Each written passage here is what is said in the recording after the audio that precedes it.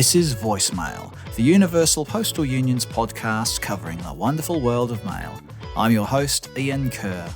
Outgoing Deputy Director General of the UPU, Pascal Clivaz, joins me in a moment for a look back at how both the postal sector and the UPU have changed during the course of his postal career, as well as a look forward to the ongoing development of the postal world and the future of the UPU.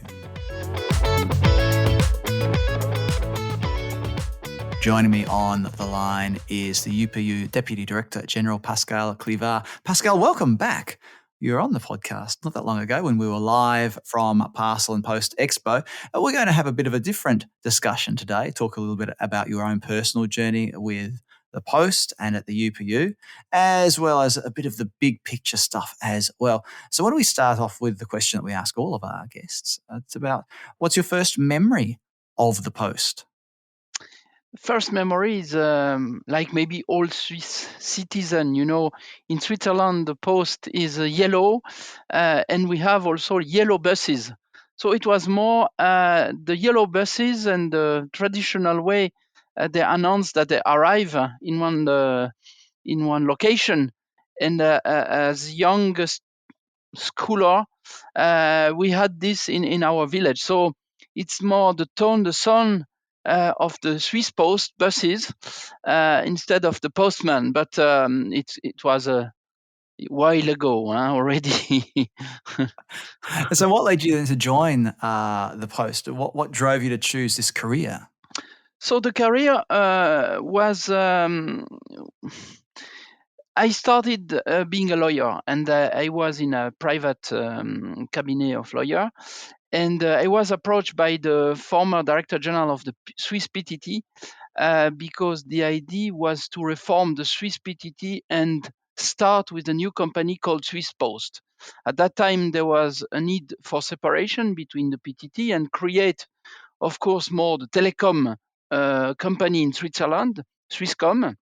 And so, but there was a certain need to split the two. And starting this reform of the Swiss PTT, we had also to set up the basics among all the rules and the Swiss law on the post. And I was lawyer. I was asked to join a team, and we were a team of 6 people, economists and legal people, and we were involved in this transformation. And when you sort of looking back over your career so far in your involvement with the Post, what would stand out for you? What would you say is your experience that really stands out over your career so far? I do think it's this transformation, the transformation of, let's say, a Swiss administration into a company. And then when I became this role at the UPU, it was a natural transformation also path for us to help the sector change and reform. And this was in a natural way for me to engage this kind of reform. Well, that was going to be my next question, actually. It was about the moving from Swiss Post to the UPU being a UN organisation. What were some of the changes, let's say then, what were some of the changes for you between working with a national postal operator to working with a global organisation? The national postal operator was a really a discovery for me. Of course, we started by splitting the thing and preparing the road not only for the Swiss Post, but also the road for the regulation of the Swiss postal market. At that time, there was no regulatory body. We started by the law and then the creation of the company, the status of the company, and then, of course, in the course, the creation of the Swiss regulator on the postal sector. And then when I became also at that time in charge of the international affairs of the Swiss Post, and I was, of course, the natural partner of the UPU, because the UPU is where we are preparing the treaties, and Swiss Post as an intergovernmental and international player in operations. Of course, there was a natural link with the Universal Postal Union. So when I first became into this world of UPU. I was a Swiss delegate, a Swiss expert. Then I became a major role because I was given from the Swiss government the leadership. I was the head of the Swiss delegation into the UPU. And suddenly my colleague, Edouard Dayan, was my counterpart in French Post, was elected as a director general of the UPU, and he asked me to come back to another role, which was the director of finance, because I studied finance as well. I was chairman of a Swiss regional bank in Switzerland. And so I helped him transform the financial management of the UPU. And within the years, of course, it came clear for me that if I wanted to stay at the UPU, it was maybe possible for me to another role, and I was looking for a more political role, and I have decided to be a candidate for the deputy director general, where I was elected and re-elected in this function, and now I am leaving this organization end of the year. Well, I guess this gives you a good perspective on what the UPU does. So, what, in your opinion, is the greatest strength of the UPU? The big strength of this organization is, of course, to be an intergovernmental agency, and we have this relationship with all the government of the world, and the postal sector be an important sector to help the public development of each country. Of course, we are bound by this intergovernmental treaty. So the treaty, being on letters, on financial services, is the asset of this organization. Of course, then with the treaty, we have developed standards. And the standards allow the transformation and the real world. And now, of course, what is coming next is how to integrate the different players into this environment. Because at the end of the day, you need to play with the sector you are in. And we know from the transformation of the sector, from the liberalization of the sector, that other players are now part of this sector.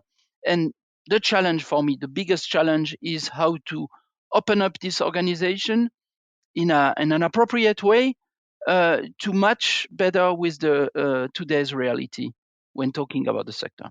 When we talk about the future of the postal sector, it's very clear that the postal sector does not exist uh, on its own. In fact, it never really has.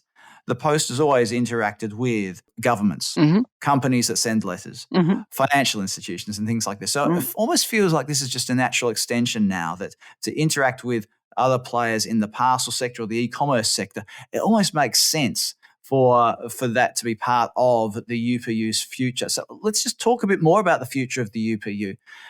You've just talked just now in your previous answer about some of the things to look forward to in terms of the future of the UPU. What about areas where we have to also be careful and to be aware of what also might need urgent attention in order to ensure future viability and success for the postal network across the world? Mm-hmm. As I told you, this sector needs standards, needs a common approach in the way we exchange in the planet. Of course, we need also to protect the citizen. There is a need for protection, health protection, but at the end of the day, also to protect area like for counterfeit item, drug, narcotics, all this kind of danger that we have as of today. And we are not alone. We are part of a certain number of players, having in mind that the planet needs to be linked. We have customs, we have other players like transport system, airlines, railways, trucks, all. And if we do consider in a big picture our planet, all this demand for protection, all this demand for let's say also added value in economic terms, we need to be where the customers, but our customers being, of course, the government, the regulators, operators, where at the end of the day we can bring added value. So standards, but we can also play into this atmosphere with a role of arbitration. And we have set up a certain number of mechanisms now during the past years and approved by the Congress, also to develop the role of the UPU in some area we were less familiar with, but that is a demand now because of this new world. Can you give us an example of one such area where... Arbitration is like, for instance, in WTO. At the end of the day, you need, if you have more than one player, you may occur that you have different operations that needs to be arbitrated in a way to bring solutions to the player. And we know that in arbitration we can do a lot of saving for the different partners involved, but also make sure that the rules that are now into our treaties are well respected. And this is the world we are in. We need, of course, there was a large deliberalization of the sector, deregulation of the sector, but there are still rules, and we need to mention them and ensure that they are respected. Let's change topic a little bit and talk about the index for postal development. Swiss Post topped the table again. One of the sort of the things you can learn from these ratings, this publication, is that there seems to be gaps, I suppose, between some of the more developed nations and their capabilities and other UPU member states. So, in your opinion, what are the main bottlenecks for the postal sector in developing countries? To be specific, in the developing countries, I will come back. There was a need back in the years to make sure that we have a solid indicator, that we know and we can understand the world we are in. So the idea, of course, was to set up an index where you may classify the different actors, and you mentioned one, but there are a lot of we can mention. The idea was more to start with a certain index and see during the years how this index evolved, and not only for the top 10 or the top 13. Now, everybody should be in the position to assess where last year, the year before, the year before, and what was done. We have more than 900 different index behind. It's a component index.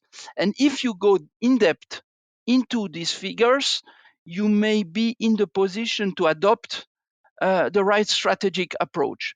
And especially for developing countries, I always invite developing countries to not to compare themselves to the Swiss Post, Japan Post, French Post, or German Post, which is obvious they are on the top. It's difficult for them. They may be inspired, of course, by the business model and the rationale why you will be on the top of this classification. This is a source maybe of inspiration benchmark. But more important is the evolution of one country for himself during the year. What was done, what was not done, and how we can adapt the business model in order to make sure that there is a sustainable economic development of the company. And especially in the developing countries, for me, they need to think about the future of the business model. A lot of mistakes were done before in the year just because we didn't have this kind of index. And I can assure you that back in the years when the World Bank was entering a country, the first thing they have done is to separate the postal services and the banking system. But this is the reason why Swiss Post, Japan Post, or French Post are on the top, because they have a business model with banking services, postal services, logistics, and this was not maybe done in appropriate ways in developing countries. They came, but UPU was not able to, let's say, bring another picture. And in a lot of countries, the World Bank and monetary fund, this kind of organism, they have assessed the postal sector in a way, and they have just destroyed the future business model. And a lot of countries now are looking for these payment services. For instance, we know the money transfer, all these kind of services that are traditional or were traditional into this sector are still the cash cow in the biggest business model. Huh? It's interesting to talk about using the index as a platform or a benchmark for strategy, Yeah. rather than simply looking at it as a league table, but looking at it as a way to pull out these various elements that could be used as pillars for a postal strategy in a nation. I guess then we have to also remember that when it comes to setting postal strategy in a nation, there can be multiple actors, can't there? So if you're a postal leader or if you're in a government position, are there any tips there that you can share about how you can work together to build a postal vision in a country? What we are trying to communicate, and it was done with the Abidjan postal strategy, the last one, when we ask the country member to approve the strategy in the Congress, we do hope that this country and the delegation of this country, because they are government representative, that they will go back and use this as a roadmap also for the country. The strategy is set up in a way so to be put at the country level, at the domestic level, at the regional level. At the regional level, we are working with restricted union. And at the country level, of course, if a country is coming to us, especially in the development or technical assistance area, we will work then with them based on two different tools: the World Postal Strategy and this 2IPD, this index.